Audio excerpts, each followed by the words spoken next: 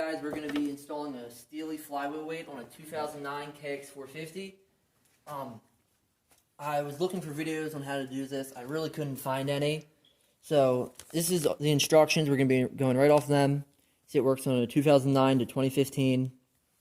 That's mine, it's 2009. So I'm just going to get right into this. Going to make this short and to the point. So first you got to take off the shifter. I already took that off. And you're going to have to drain the oil on this bike or lay it over. I already drained the oil beforehand. You're going to have to pop off the overflow. Get that off. That's not going to be in the way. And got my trusty homemade T-handle. Start undoing these.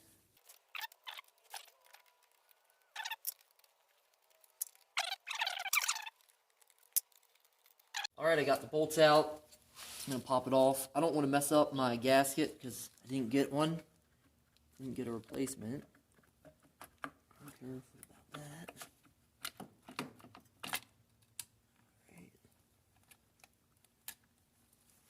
Alrighty, didn't mess up the gasket. Get the oil out of here. Set that. Alright, got the impact. Shouldn't be too hard to get that out. I don't think I'll need a lockup tool or nothing if I use the impact. Hopefully it's fast enough to do it. Oh, there we go. That's a lot easier when you use an impact. Alright, gotta get the flywheel puller now.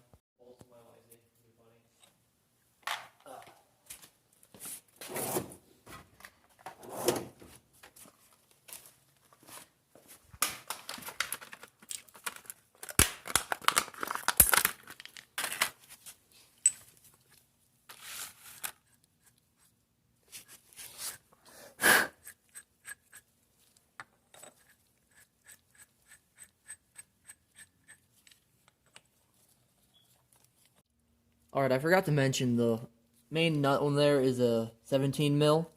So I got my Tusk flywheel puller. You need a 22 mil to go in there and a 19 mil to go in here. Should start pulling it off. Oh, that's going to be hard. Okay. I need a braking bar. So you're going to need a braking bar, I guess. What was the one that you used for the truck earlier, the real big one? Yeah. So you don't get the tears running down my face. Alright. He's not even kidding right now. No. Okay. Are you done? Yes. Alright. So what they don't tell you is when you crack this off, it comes off very quickly. I'll try to mock it up. Put the wrench on. Put the braking bar. Cracked it loose. And as I cracked it loose, this must have came around and whacked me in the hand, and with this hand, I somehow punched that. Like you can see through the glove, like how it whacked my hand, starting to swell up. Yeah. But yeah, so just be careful when you pop that off. You don't want this to happen to you. Nope. All right. Now you got to really make sure you get this clean because it epoxies on. So the first step, you got to soak it in acetone and brush it. Let's put that in there so I don't overflow it.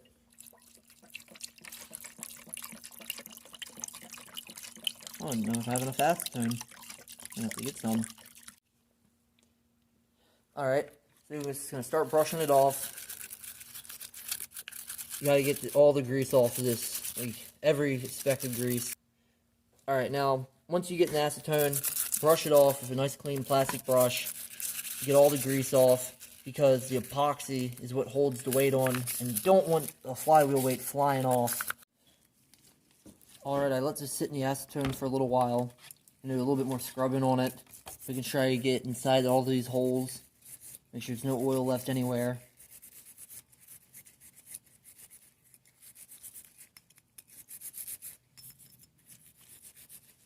You gotta make sure you scrub this really well.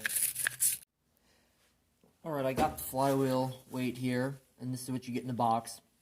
Gloves. The flywheel weight here. I believe this is the 7 ounce. You get a stirrer for the epoxy. Some set screws, an Allen key, some sandpaper, and the epoxy I left inside just because it's cold out here and I want to keep it warm. So now the next step, after cleaning this, is to take the sandpaper and scuff up where the glue goes on, or epoxy I should say. You can see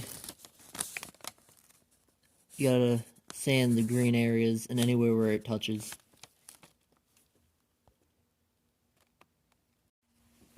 Alright, once you get this degreased, it's very important you sand up all where the weight ring is going to touch, because the epoxy needs a good surface to bond to.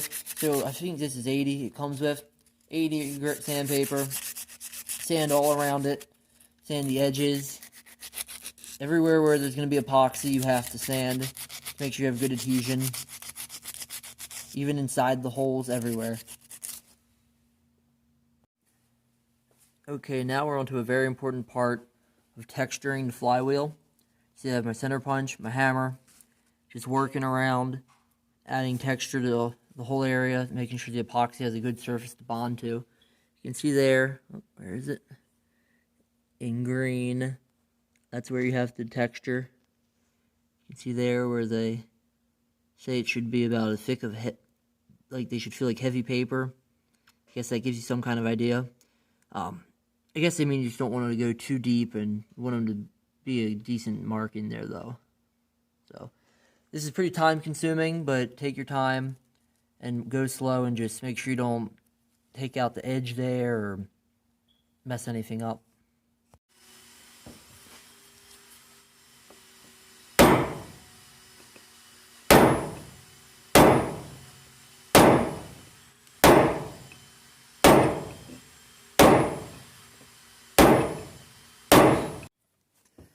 Alright, I finished dimpling the flywheel. You can see they're all around there. Felt weird doing that to your flywheel, but that's what it calls for. So now I have to wash this again in acetone. Just a pre-wash before the final wash. Brush it. Try to get any metal shavings off. Definitely don't want them going in your engine. You know, on the inside. Rinse that off. I'm going to take some clean paper towels and wipe that down. Now from here you want to keep this as clean as possible and make sure no oils get on it. Make sure your hands are always gloved. You don't let any contaminants get on here.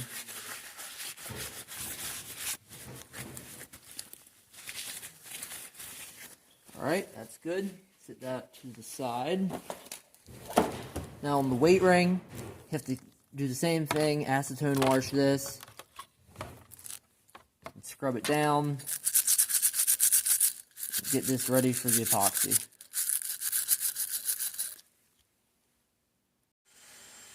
Alright, I just got done degreasing the set screws. So now it's time for a final acetone wash. Dump this, get some fresh acetone, and clean everything else again. Alright, parts ready for their final cleaning. So I changed my gloves, put down a new towel. So here they are. I'm going to give them a final cleaning, let them dry off before we epoxy them down. Rinse them out. Alright, let those dry.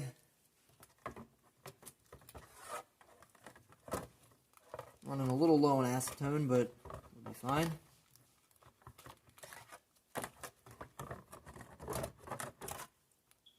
Alright. Let that dry. I already washed off the set screws. That's very important. Now once those are dry, I'm going to press them down. I'll video all that. And then epoxy it in. Alrighty, the acetone is dry. Time to set the weight ring on. Gotta get this lined up just right. Gotta get centered. You can see in there how it's centered. You can see with them. Push it down pretty hard. Alright. It's down all the way. Have to make sure it's fully seated in there and down all the way evenly around the whole thing. And make sure, try to see what you guys are seeing, that the holes are centered in there. Try to keep those centered. Alright, looks good. Set that down. And then you want to put in 2 of the set screws. There it is. While holding down on the weight ring so it doesn't rise up. Right.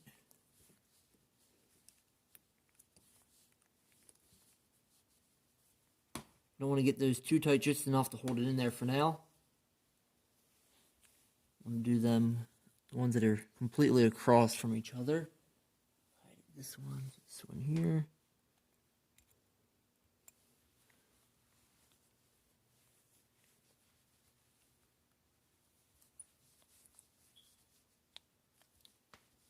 Alright.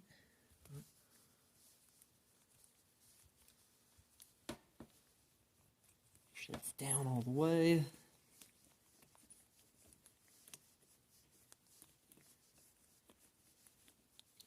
Alright, now that that's in, we have to mix up the epoxy, which I have here. It comes with the hardener in the syringe. And this here is the epoxy. It's all pre-measured. Okay, got the epoxy out. Now it's pretty cold outside where I am, and I don't have a heated shop. So I kept the epoxy inside just so it wouldn't freeze and it would stay warm while I'm working with it. What you want to do, you want to squeeze all that into there. Make sure that's all out. Make sure all the hardener is in there. Alright. Then take the applied stick, mix it up in there. Make sure you get it thoroughly mixed. Don't want this stuff not mixing right.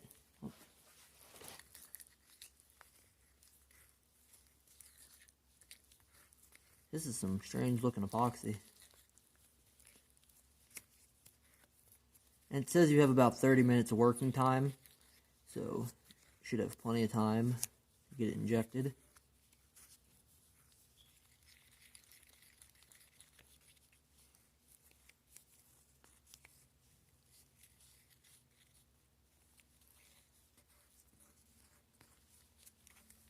Now make sure it's mixed all the way. Make sure you scrape around the sides, getting it all mixed up. Turn it over. In there. Scrape it off the stick. Making sure that's all mixed very thoroughly. Stuff's very strange looking. Alright, try to get that down into there.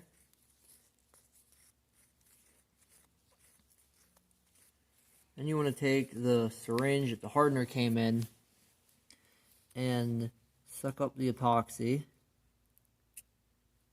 I didn't really want to suck up. That wasn't right.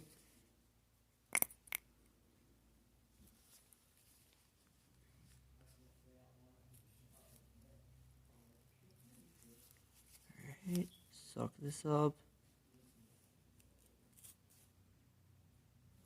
You gotta let it draw itself up because it is pretty thick. You can see there. Now I have a tube full of epoxy. Gotta get that off of that. Wipe off some of that excess. Alright. So now, you guys can see alright. You want to get it into these holes here and inject it in, pressing down firmly. Alrighty, I finally got all the epoxy in. That was much harder than I expected it to be.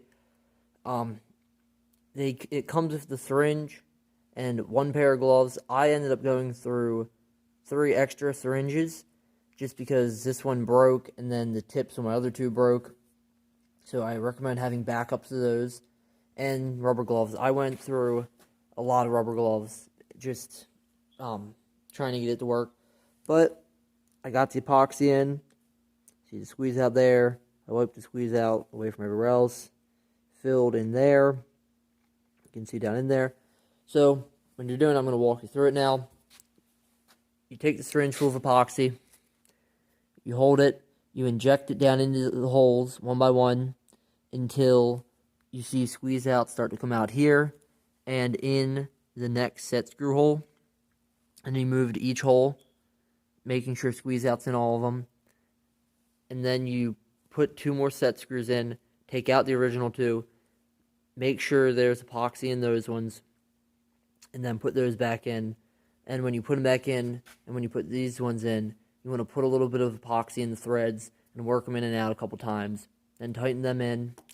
And when you put the Allen wrench in, you want to have about an 1/8 inch of deflection and bend to it. That's what they call for. And then you want to, see here, you can see it sort of, fill those set screw holes with epoxy and wipe that all clean. So now you have to wait 24 hours for the epoxy to cure and then bake it in an oven, and I believe it said at 250 for 2 hours. And I'll double check that on their papers and put up a annotation. So, yep, so now I just gotta wait. Alright, it's time to install the flywheel, or the weighted flywheel. So, after it comes out of the oven, clean it one last good time. You have to be very careful to line up the locating slot. Make sure that doesn't go off. Alright, now, it's very important to torque this nut down to 42 foot-pounds. Check, on my bike it's 42 foot-pounds. You gotta double check that on your bike.